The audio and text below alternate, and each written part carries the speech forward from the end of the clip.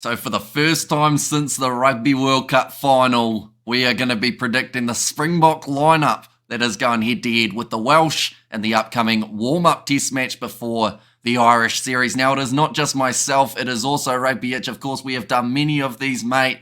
This one probably the hardest, though. We've got a few new-look players, might be getting themselves the debut. We've got some more players returning for the Irish series. First of all, how confident are you feeling heading in as a Springbok fan, as I can see by the massive banner that is behind you? Yeah, no, I'm pretty confident. I am definitely confident going into this one. Look, the Boks, we all know this is definitely a one-off game.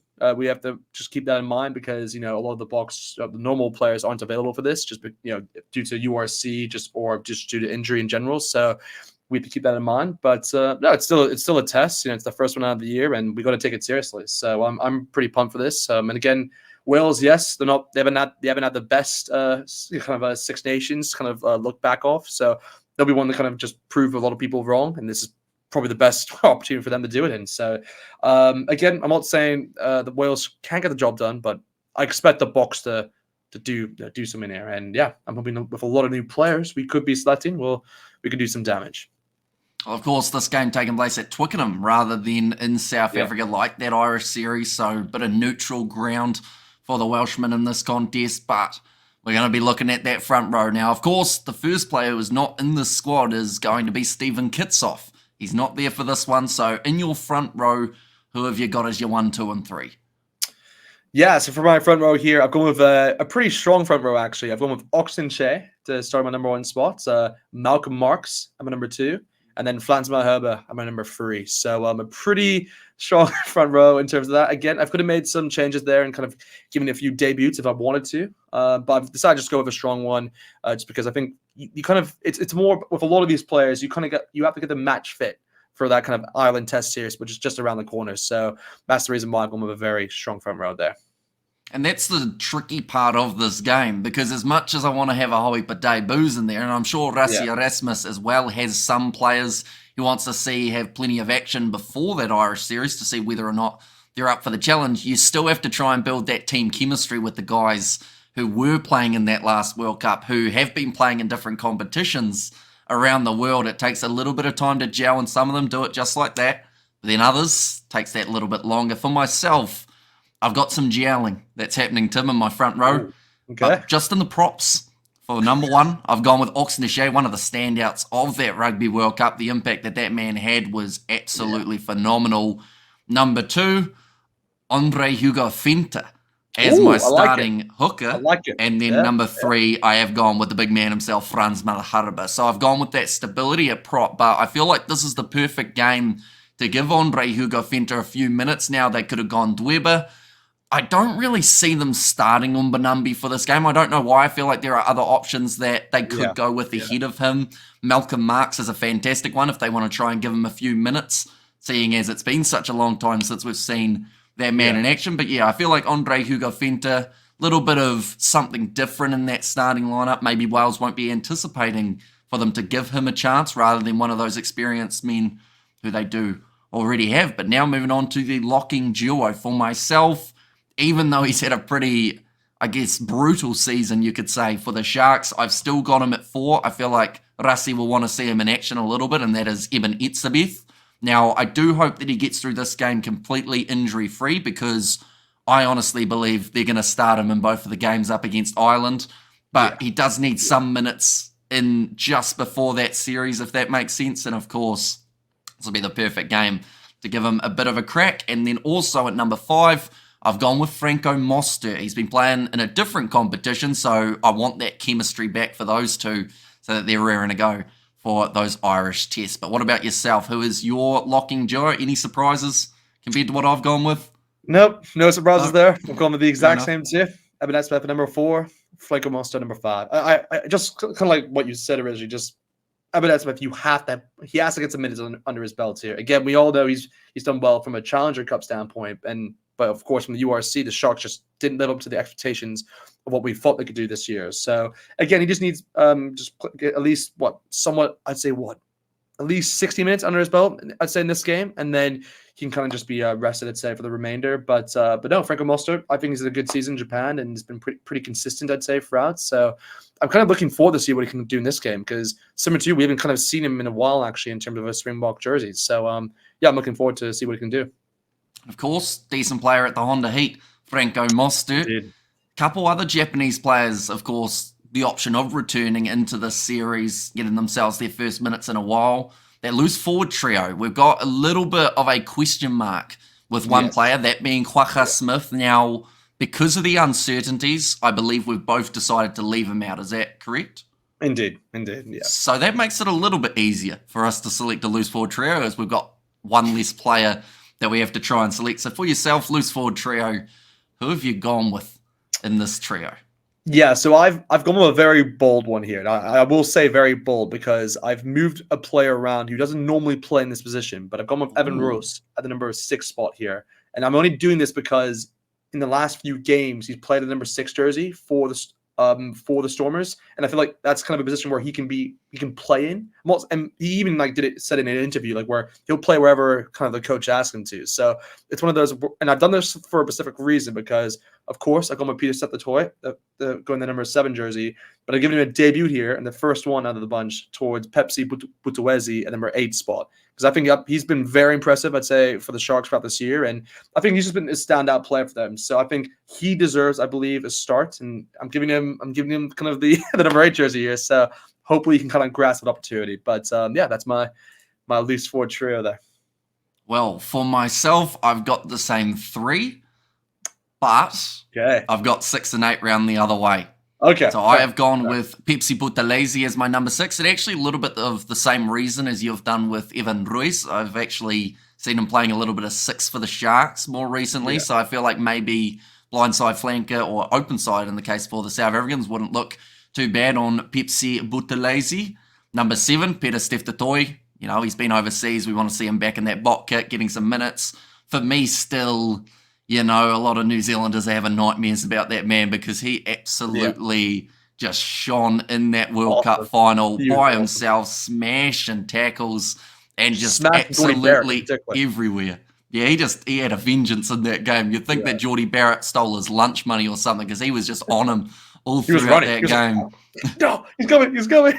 Yeah, and yeah, that was one of those performances that I feel like if he can back up against the Irish throughout this July internationals, they're going to have a hard time trying to get round that man. And then number 8, Evan Ruiz. I've decided to give him that opportunity.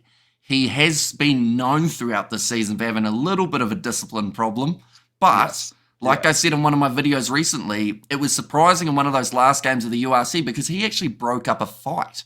And he normally starts them, but instead he was like, nah, boys, we don't need to fight anymore. So I don't know whether or not, you know, he's got a better counselor or something, and he's now a lot calmer while out on the field, but he certainly brings that physicality, brings that mentality of, I'm going to go out there, I'm just going to whack everyone. But they have to do it legally. That is the big thing for Evan Ruiz, because I feel like if he can do it legally and he brings that kind of physicality and energy to a side, you know, he's going to be really strong in the future for the Springboks. But speaking of the future, the back line, there's a few young guys who could get the opportunity here, although a few veterans that might also get a bit of a nod, and one of which is my number 9. I've gone with Faf de Klerk as the starting 9 in this contest. There is a chance that they look at Williams. There is a chance that they look at Vandenberg, but for me, you have to have that experienced here at 9, because with a couple changes in your backline, you want to still know that you've got a nice, strong backline passing option from your 9,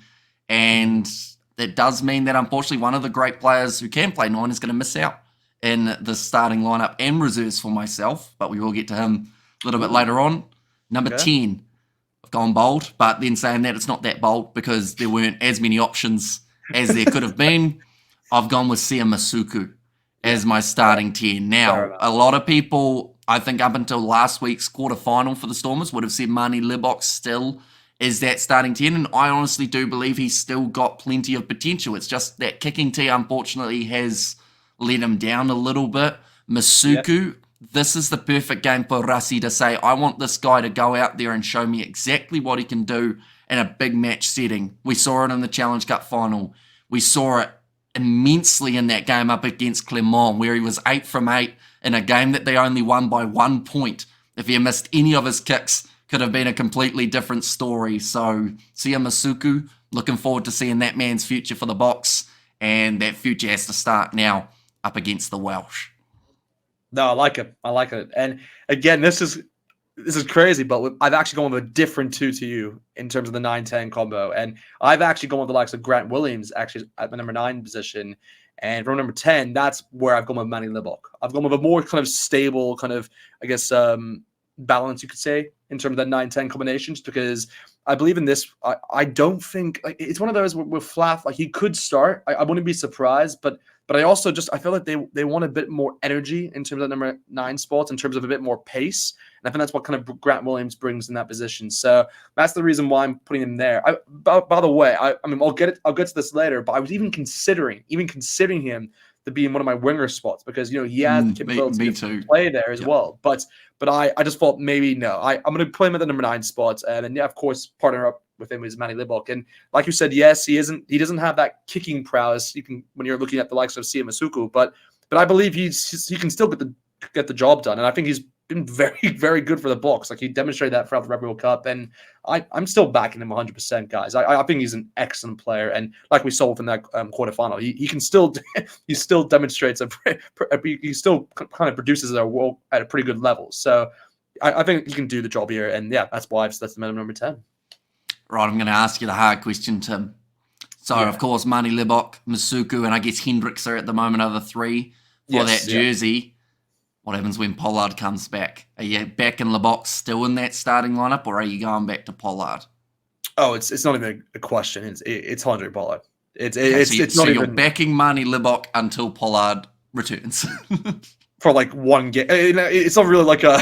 It's not. Yes. If that's the way you want to put it. Yeah, I'm definitely backing Pollard. There's no doubt about that. He's the most clutch player in terms of, you can make the argument he's the most clutch player in rugby, really. So it's one of those where I think, yeah, he's the number 10 for the Boks. So there's no doubt about that. But again, like we said right at the start of this video, this is just a one-off test match. It's more like I'm not saying it's a friendly, because that's not the best way to put it, but it's more of like it's a warm up to what the Boks need to kind of face the Irish. So that's why this is a very important match in terms of the context for the Boks and how they kind of go for this season. So yeah, that's why I think just for this match in particular, I've gone with Manny Libbok, because I need him also to be ready, because if something happens to Andre Pollard later on, then he's ready to step up. So that's the reason why I've gone with him there. I guess even the way that this Boks squad is worded per se, the fact that it's named as a training squad rather than the actual squad, of course, we're going to see a lot of these players, well, maybe not a lot, but I would say we're going to see, I want to say 5 of these guys maybe get dropped off once the new guys do start coming back in. Of course, for the Bulls, got to remember there's no Kanan Moody, there's no Kutli Aronson, no Vili LaRue at the moment. All names that are missing. In terms of that Bulls 4-pack, we could see a couple more players sneak their way in. So there is a chance that we see a few of these guys lose their spot, which is why you have to wonder, is there going to be chances for the likes of a Masuku or a Hendrickse, or are they just there for the training squad for the future instead of for the now? But we're going to move on to the midfield combo. So for yourself, have you gone with the future, or have you gone with the now exactly. in these two? See, this is probably the hardest part actually in this squad, actually, because there's a lot, the 12 in particular, by the way. This is like the toughest position, I'd say, in terms of this whole, because there's probably like, I'll just name all the players who go here. There's Damien Zalende, there's Andre Esterhuizen, there's Sasha Flimberg, Imgo Mazulu, you could put Jordan Hendrickse there if you wanted to as well. I'm trying to think who else I'm forgetting. There's probably one more player that could fit there. Like, if you wanted to, you could put Jesse Cleal there. But again, that's not his preferred position. But still, like, there's a lot of players you can go in towards the number 12 position. So it's a tough choice. But I've made the sensible decision, to say the least. And I've gone with Damien Zalende, just because I think this is one where I actually really wanted to put Sasha Flimberg, Imgo Mazulu here, because I like him a lot as a player. But also, I also was thinking about Andre Esterhuizen, because you're not going to get a lot of opportunities for him to start as well. So I felt it doesn't feel right not also including him. But But at the same time, similar to my argument beforehand for the front row, like there's some players where you just have to give them minutes before you go into a test battle, like you're going in against the Irish at home. So this is one where I had to kind of make the tough decision to go with Damien Delunde there. And of course, partnering up with him, I have gone with Jesse Cleal because I think it's one of those where with Jesse Cleal, there's less options kind of going against him. I mean, there is Ethan Hooker, who's been good for the Sharks, but I just think besides, like, am I forgetting anyone in terms of that 13 spots? It's not really. There's not much. I mean, I guess you could say Andre Esse isn't actually because he can shift. He can play both as well. But a couple of those guys in the centres that can do that. Exactly, they can kind of go back and forth. But yeah, I've gone with the safe bet really, just kind of what I believe is the Boks best combination for the players selected here. So I've gone with Damien Delunde and Jesse Cleal. So yeah. See, it would be a little bit different if they had maybe 1 or 2 extra games after this one before the Irish series. Exactly. You could give some more time. Yeah. And, in an ideal world, I feel like that's something that the Springboks would have liked, to be able to have a bit more of a warm-up stage where they can work out what their best lineup is, because I don't know about you, but because of all those options in the centres, it's very hard to put pretty much anyone else in that centre pairing in terms of off your bench. I do not have a centre as my number 23.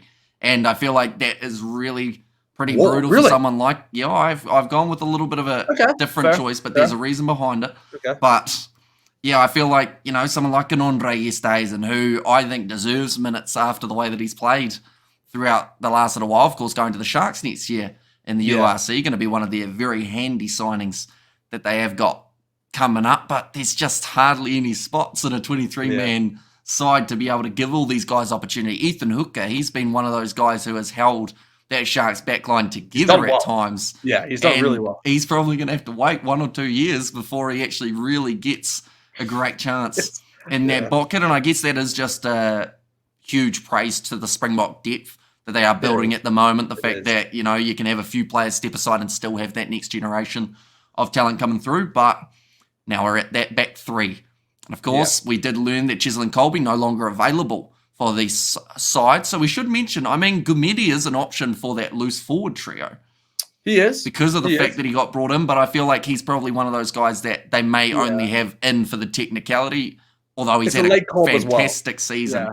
I just, look, I'll just say straight up, I haven't included him in my 23-man squad just because I think it's a late call-up. So I feel it's one of those where we can put him in, and again, it does give another option on the table, but I just think it's a tough one. And kind of alluding towards what you're talking about with so many players, like, it would actually be interesting. Well, I would actually like it now more than ever, actually, if there was actually a Springbok XV team, because I would like something similar to what the All Blacks have done, where you have like an XV team where you have players who can play at a high level against international sides, or even like the Barbarians, for example, or you have those type of matches. Like, it would have been awesome actually, because we're seeing, of course, the Barbarians actually face the likes of Fiji after this game in particular. So imagine if you had, like, instead of the Barbarians, you had the Springboks XV team. So you'd have a bunch of these players also still playing. So I would like to see that maybe in the future. But again, it's a tough choice because, again, every player wants to play for the Boks. So you have to kind of just do what you can to get there. But yeah, this back three, it is tough. It is tough. Where are you going for this? Because I don't know. I actually don't know. Well, you should know. You've got it written down, I assume. But I have a few players like in and out here, by the way. Okay. I have, like, in brackets, like, okay, think about this guy still, because it's a tough choice. Well, I think Colby being out made it more difficult, because I feel like, I don't know whether you're the same, but I had him as my 14. Oh, me too. If we were in that scenario of him being available, someone else who I think could have come in alongside Gumedi, someone like a Cameron Honeycomb as well, when we talk about that 8 jersey in terms of what could have been a great option. But also just quickly brushing up on that Springboks XV, I really want them to do it. I don't know if they're going to, but the reason I say that is because we've got so many tier 2 sides that could husely benefit from getting to play up against tougher opposition. And it doesn't have to be the Springboks. It could be a Springboks B side or, the Springboks XV, but just giving a game to someone like a Georgia or a Portugal. We're seeing Portugal play the main box side, but maybe it would be a bit more competitive if it was up against an XV rather than the international. Like, it would be nice to see them incorporate that somehow into some sort of competition in the future. But for my back three, we're going off track, but that's all right because this is a hard decision. For my number 11, I've gone with Makazole Mapimpi. I've decided to give him the start on that left wing. Little bit similar to why I chose Damien Dielendi and Jesse Kriel in the midfield, which I don't even think I even mentioned. I think I just talked all about everything but those selections. So I've gone with those two, just like yourself. I've gone with Makazole Mapimpi as the man out on that left wing. Number 14, this is where I've actually gone with Edward van der Merwe. I've decided to give him the chance out on that wing. Now, I believe he mainly plays left wing. Yeah. This is one of those situations that I'm going to stick him out on the right wing. And I feel like Rassi may be thinking along those same lines. You've got a couple other options. Grant Williams for that right wing could even be a thing that they may look at doing.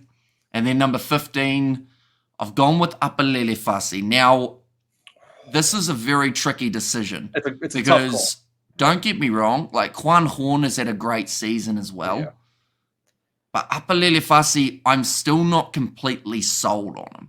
And it's only because, yes, he can be a terrific player, but there's also times he's a little bit similar to Warwick Hillant in a way.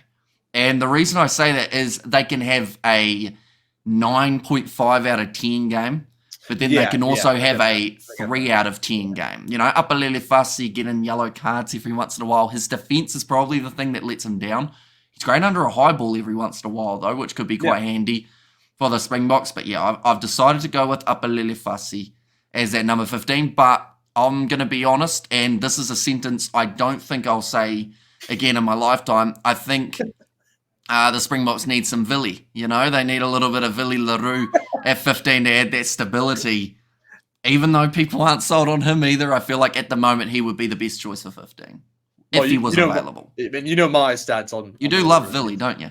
Right, Villy Leroux is awesome. He's awesome. I backed him during the tough times when people were against him. I was like, nah, this guy's...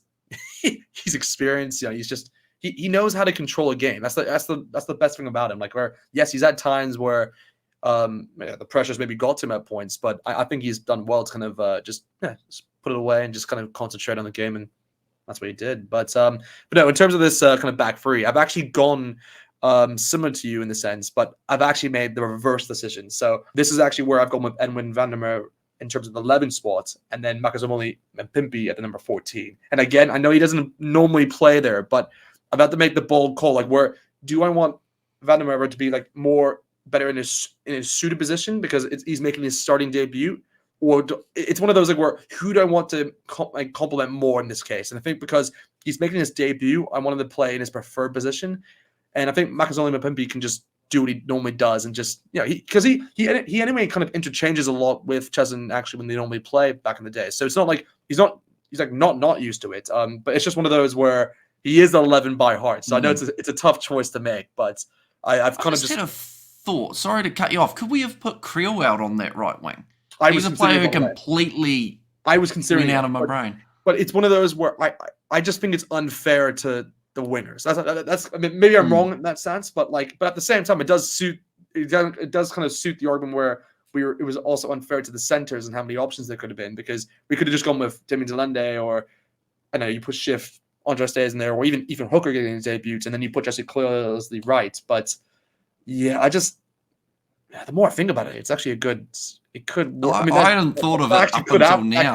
I thought of it, but I just didn't want to do it because I thought it's just one of those where if it does happen, fair, I like it, but I also just want to compliment the wingers who have been selected. So that's the reason why I got one of them too in terms of 11, 14. And then, similar to you, I have made the decision to go with Fasi at the number 15 spots. It's one of those where you're saying it's between him and Quan Horn, I believe, in terms of 15. Again, there are other players probably in the conversation, but those two are definitely the two main ones. And it's a tough one. I get what you mean, where he's a player which on his day he can just be your best player, and then there's some days where he kind of lets you down in some cases. But I also think that this year he's in the URC he's actually been really good for the Sharks. He's actually kind of gone another level up actually in terms of what we've seen previously. So I think he can kind of make that comeback and towards this side. I mean, it's a big choice from Rassi to even bring him back into the Springboks. So I think he's not going to let him down, and if he's going to definitely take his opportunity. So that's the reason why I've given him his 15 jersey here. But Yeah, not saying Quentin Williams bad, by the way. It's just that I feel like for the storyline, I would love to see Fassi put the 15 jersey. And it does seem like Rassi Erasmus does have a bit of a soft spot for Apalele Fassi, doesn't it? Yeah. Because he has been one of those guys who has backed him quite a few times. He could probably also play out on the right wing now that I think about it. Apalele Fassi. I've thought of him, but that's not his preferred. Like I'd rather have him in his preferred position. It's like it's just more like where you want to have. But Mapimpi, you don't mind switching him. No, well, he's the one who. Yes, because he's experienced. He's a player which when he has experience, he can. He can play the game. He's shifted back and forth with Cheslin. He knows how to run that side. I'm very confident with him. It's just more like where when you're giving a debut towards Vandermeer, I just feel like you got to let him. You have to compliment him, and that's kind of what I've done in terms of just putting him in his suited 11 jerseys. So yeah, it's tough. It's tough, but it is tough, and the bench is going to be even more tough because we of course have to have certain players who don't get to play. Now the front row props are relatively easy, I think, in terms of who we've got left. Although there is one player who will be missing out. For myself, in fact, it will be you. For yourself in the front row, who have you gone with off the bench? So yeah, in terms of the bench, like you said, it's pretty easy. I've gone with the likes of Bongi at the number 16 jersey, then Mchunu at the number 17, and then Vincent Gok at the number 18. I just think that's like the best kind of bench you can have and kind of make the best impact in terms of this game. So for myself, when you talk about impact, my number 16 certainly packs quite the punch, and that is Malcolm Marx as the man, as my replacement hooker for number 17, Ntuku Mchunu. I have given him the chance. And then number 18, Vincent Cox. So that just means Johan Nedling for Sheer, I believe, is the only player who I have left out. In terms of those players, hookers, I have left out Bongyo Manambi, and I have also left out Joseph De Weber. So, you know, there's a chance that either of those two could find themselves in there somewhere. But I just feel like Marks, if he's not starting, he'll be off the bench in this game just to give him some minutes under his belt before heading into the Irish series. But now the rest of the forward replacements, I do have to ask yourself, are you a 6-2, a 5-3, or a 7-1 for today? For this game, it may seem odd, but I've actually gone with a 5-3, which I'm not sure it's going to happen because it is the Boks. But I'm trying to do my best in terms of like giving players, like we said, debuts, but also like giving players minutes for what we'll see in that Ireland test. So I've gone with a 5-3 splits, but I will say this now. I'm not confident it will happen. I think it'll more likely be a 6-2. Well, I do hope it happens because I have also gone with the 5-3 split. Oh, yeah, there you go. For this contest. I felt like that extra back was a good idea just for this game. Plus, altitude won't be a factor at Twickenham, so you can afford to play the game a little bit deeper. So for myself, number 19, Salman Moura, I have decided to give him the chance. Number 20, another Stormers player, Ben Jason Dixon. I've actually gone with here. I think he's a really, really good option off the bench for the Boks, and that is because he offers all three of those positions in the loose forward trio.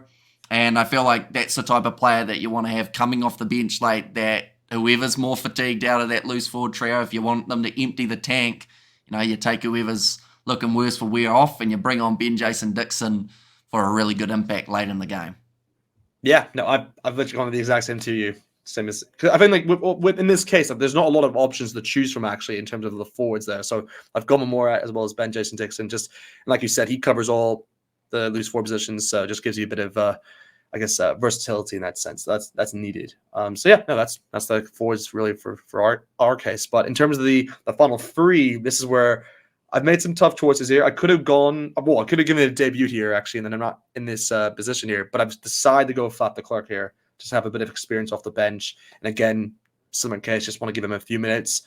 22, this is where I've gone with Sia Masuku. I want to have him, at least give him an opportunity. I feel like he deserves it for what he's done this year. So if he starts, awesome. But for my case, I put him off the bench here. But I just hope he gets some minutes at least in this Wales game. But in terms of the 23, this is where I've gone with Quan Horn. I just feel like he's another player which I was really tossing up between him and Fassi.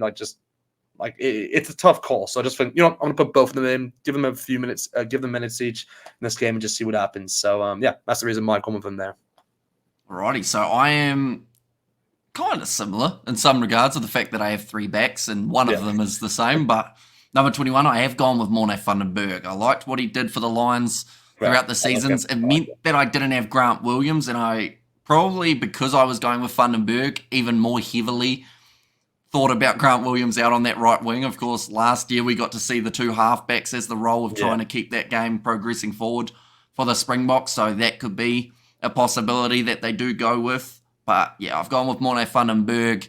That game early on up against the Leinster side in South Africa, he was just electric. And him and JC Pretorius, it's probably one of the players who I will say is a little bit unlucky not to be there after the season that he's had for the Lions. But yeah, they were just going well, and he has that pace. I honestly think that the Springboks, it's going to be tricky because, of course, they've got Kobus Reinach, who will be trying to get himself back into the squad at some point, and then, who do you replace? I hope he does. Take him out. Do you just add him in as an extra, have four halfbacks again? It could be an option for the Springboks, perhaps, with that versatility, like you mentioned just before.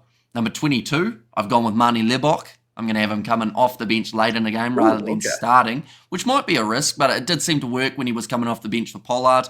In those World Cup games, seemed to actually nail his kicking. Maybe that's when the nerves are off and he started to calm down just a little bit.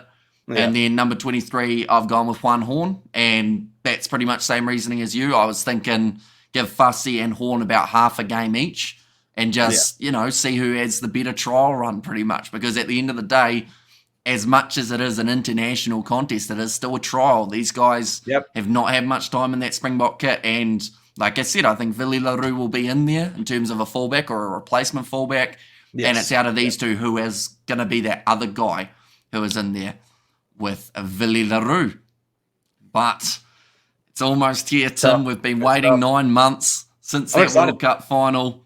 It's going to be one of those games that I do hope lives up to the expectations, and the weather at Twickenham does live up to its expectations. Well, actually, no, doesn't live up to the expectations, because English weather, it can be pretty rough, as you know, seeing as you did live over there for a little while. But nonetheless, we do thank you all very much for tuning in. It's been a little bit of a longer lineup prediction, but that is only because, of course, this is the first one. They will be a bit shorter in the future, but hopefully you guys have enjoyed the discussion about the players.